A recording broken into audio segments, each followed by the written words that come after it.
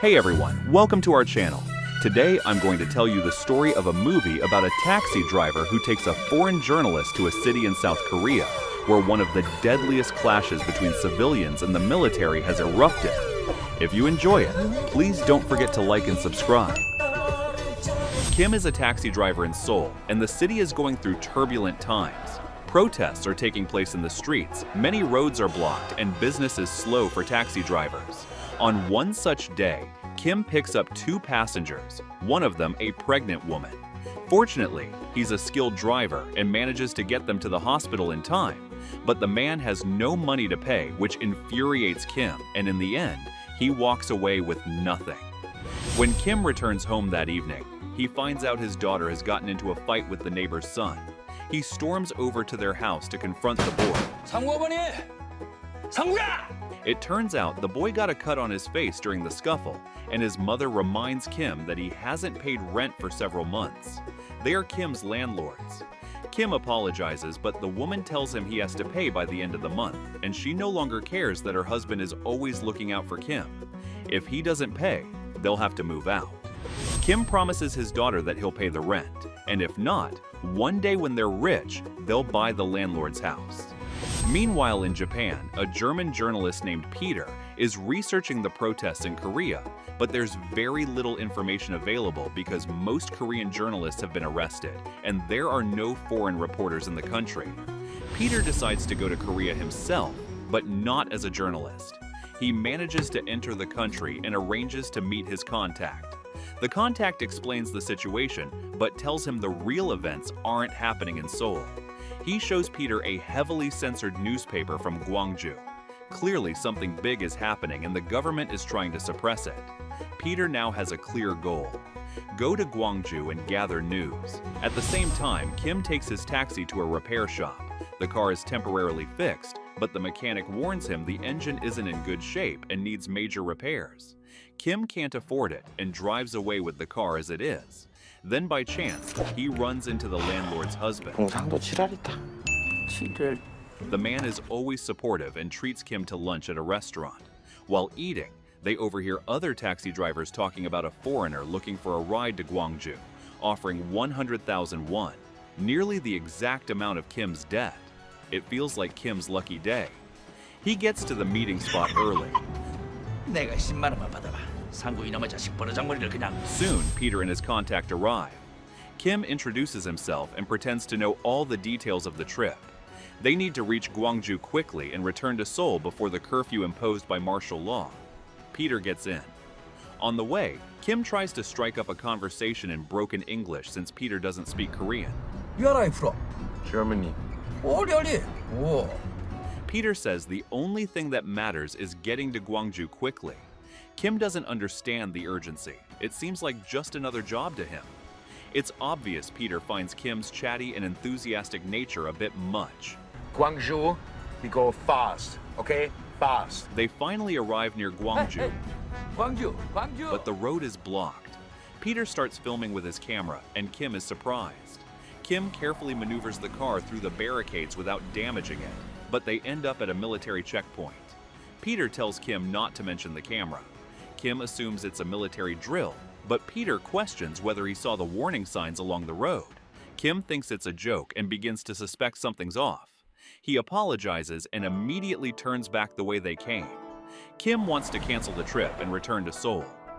Peter tells him if he doesn't take him to Gwangju, he won't get paid. Kim has already wasted an entire day and can't afford to go back empty-handed. He decides to try another route. They find a forest path, but that road is blocked too. Kim has an idea. They'll pretend Peter is a businessman. He tells the commander at the checkpoint that Peter is a foreign investor who left important documents in Gwangju and needs to get there urgently. They insist and even warn the commander that if Peter doesn't get to Gwangju, it could cause problems for him too, since Peter has connections with powerful people. The trick works, and they're allowed through. Once they're out of sight, Kim stops the car and demands the full fare immediately since he just did something very risky. Peter only gives him half, promising the rest at the end of the trip. They reach Gwangju. All the shops are closed. It looks like a ghost town. They come across a truck full of protesters. Peter tells them he's a journalist and wants to join them to document what's happening. Only one young student speaks English. He translates for Peter, and the others welcome him and let him ride with them. Kim finally realizes what Peter's real job is. He turns around and heads back to Seoul. On the way, Kim spots an elderly woman who needs help and takes her to the hospital. She's looking for her son. The hospital is filled with wounded and dead people. She finds her son alive and safe.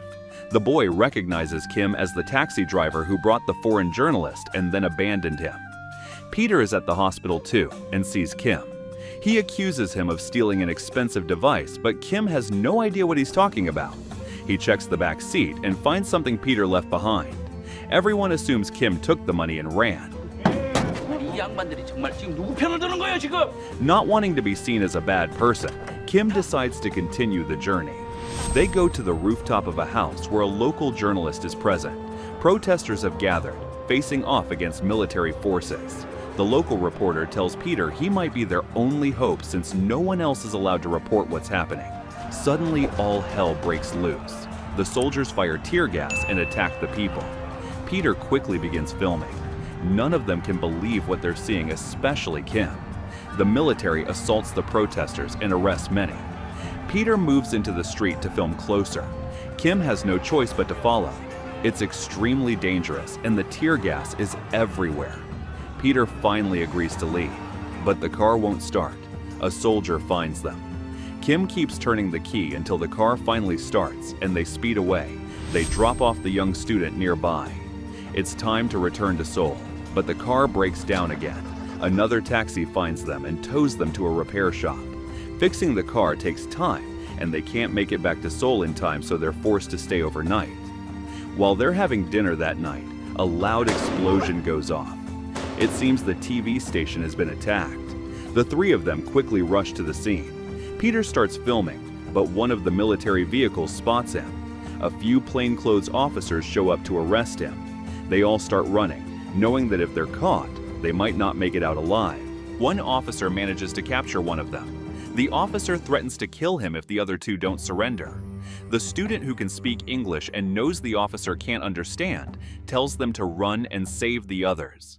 He says the footage might be the only evidence of what really happened and urges them to survive. At that moment, more officers find their location. Peter and Kim split up and run. Kim ends up inside a truck full of corpses. He tries to escape, but the same officer finds him. Kim pleads with him, saying he has nothing to do with any of this because he's just a simple taxi driver. But the bastard doesn't listen. Just in time, Peter shows up and saves him. They both manage to escape. Early in the morning, Kim goes out to get in his car. One of the other drivers tells him that soldiers are looking for Seoul taxis, so he needs to change his license plate. The driver also gives him a map showing the hidden exit routes out of Gwangju. Kim successfully leaves the city. On the way, he stops to get food while the car is being fixed. Everyone's talking about Gwangju, but no one knows what's really happening there. They all think it's just rumors.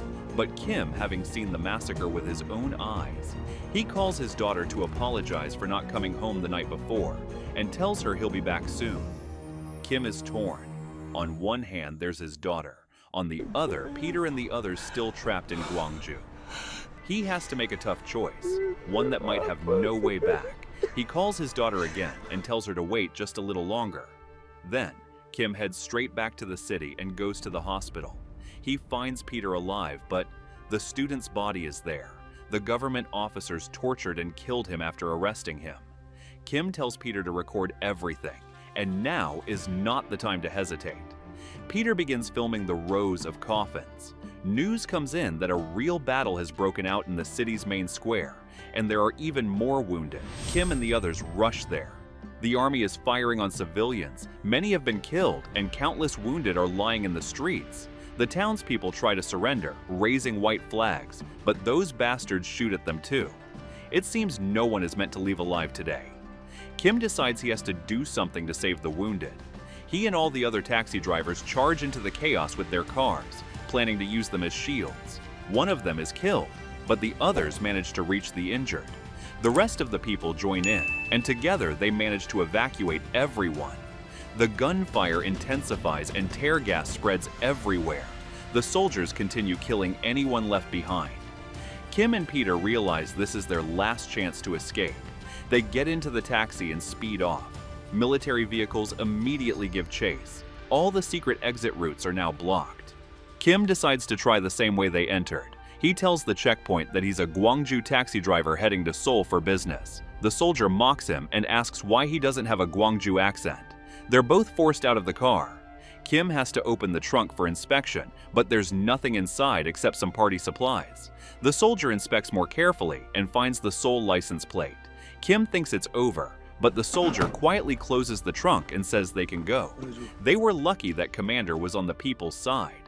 Just then a radio call comes in with new orders. No car carrying a foreigner is allowed to leave. Before the checkpoint is completely locked down, Kim pushes through and escapes. But their car is spotted and security vehicles pursue them. They're nearly surrounded when suddenly other taxis arrive, trying to help them escape. The officers open fire, stopping most of them. Some are even killed. One final taxi remains, their last hope. But to save them, that driver sacrifices himself. In the end, Kim and Peter survive. Peter heads to an airport outside of Seoul, suspecting they're waiting for him in the city. They hide the film reels inside pastry boxes. Peter asks Kim to write down his name and phone number so he can repay the damage to the taxi. But instead, Kim writes the name of a cigarette brand and the number from the cigarette pack. Peter leaves the country and Kim returns to his daughter. He's overwhelmed with joy to see her again. Sometime later, the footage Peter recorded is broadcast everywhere, and the world learns about what happened in Korea. Years later, Peter returns to Korea to honor Kim. In part of his speech, he says, "I remember the faces of everyone I met in Gwangju, but there's one face I miss the most.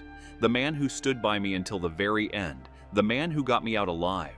Without him, the uprising would have never reached the world." Mr. Kim, my dear friend, thank you. I miss you. I hope I get to see you again someday. Thanks for watching. If you liked the video, you know what to do.